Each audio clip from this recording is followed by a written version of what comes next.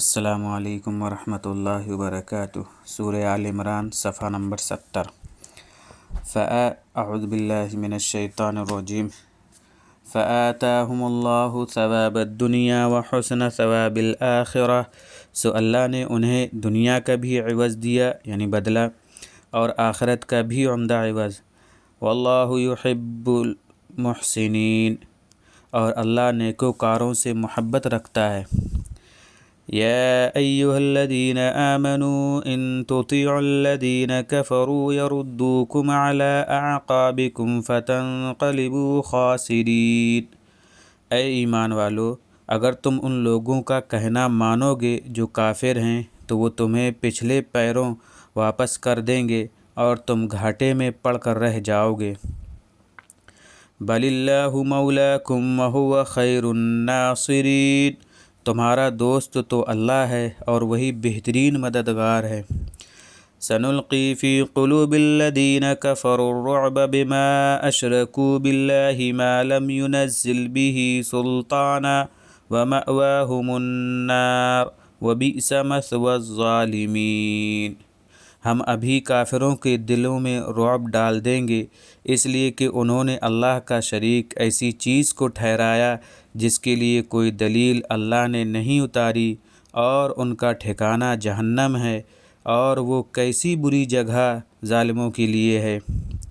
وَلَقَدْ صَدَقَكُمُ اللَّهُ وَعْدَهُ إِذْ تَحُسُّونَهُم بِإِذْنِهِ، اور یقیناً تم سے اللہ نے سچ کر دکھایا اپنا وعدہ نصرت جب کہ تم انہیں اس کے حکم سے قتل کر رہے تھے۔ حَتَّى إِذَا فَشِلْتُمْ وَتَنَازَعْتُمْ فِي الْأَمْرِ وَعَصَيْتُمْ مِنْ بَعْدِ مَا أَرَاكُمْ مَا تُحِبُّونَ، یہاں تک کہ جب تم خود ہی کمزور پڑ گئے اور باہم جھگڑنے لگے حکم رسول کے باب میں، اور نافرمانی کی بعد اس کے کہ اللہ نے تمہیں دکھا دیا تھا جو کچھ کہ تم چاہتے تھے۔ منکم من یرید الدنیا ومنکم من یرید الآخرہ، بعض تم میں وہ تھے جو دنیا چاہتے تھے اور بعض تم میں ایسے تھے جو آخرت چاہتے تھے۔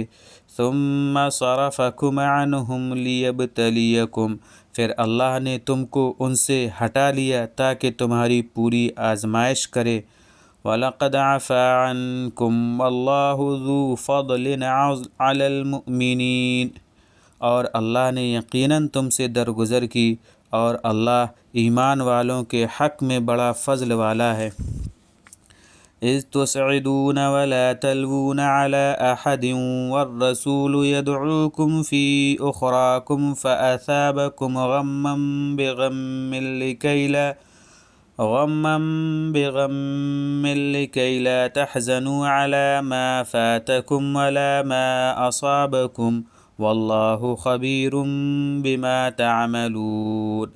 وہ وقت یاد کرو جب تم چڑھے جا رہے تھے اور مڑ کر بھی کسی کو نہ دیکھتے تھے، اور رسول تم کو پکار رہے تھے تمہارے پیچھے کی جانب سے، سو اللہ نے تمہیں غم دیا غم کے پاداش میں، تاکہ تم رنجیدہ نہ ہوا کرو اس چیز پر جو تمہارے ہاتھ سے نکل جائے، اور نہ اس مصیبت سے جو تم پر پڑے، اور اللہ تعالیٰ تمہارے کاموں سے خوب خبردار ہے۔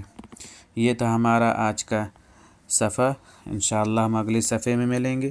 السلام علیکم ورحمۃ اللہ وبرکاتہ۔